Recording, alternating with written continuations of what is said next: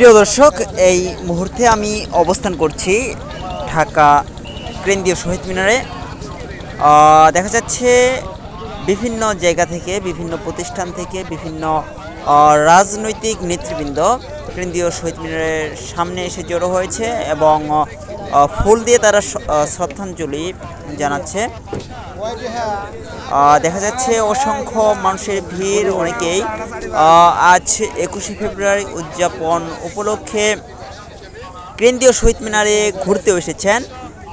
আমরা লক্ষ্য করেছি গতকাল রাতে 12টার পর রাষ্ট্রপতি শাহাবুদ্দিন চুপ্পু সাহেব কেন্দ্রীয় শহীদ মিনারে ফুল দিতে আসেন এবং তার পাশেই শিক্ষার্থীরা আন্দোলনরত অবস্থায় বিক্ষোভ করেন যে শাহাবুদ্দিন সাহেবকে যেন কেন্দ্রীয় শহীদ মিনারে ঢুকতে দেওয়া না হয়। এ নিয়ে বিক্ষোভ চলে, তবুও শাহাবুদ্দিন সাহেব কেন্দ্রীয় শহীদ মিনারে এসেছেন এবং ফুল দিয়েছেন। আবার আরেকটা বিষয় আমরা লক্ষ্য করেছি, গতকাল রাত্রে প্রধান উপদেষ্টা ডক্টর মোহাম্মদ ইউনূস সাহেবও কেন্দ্রীয় শহীদ মিনারে এসেছিলেন। আর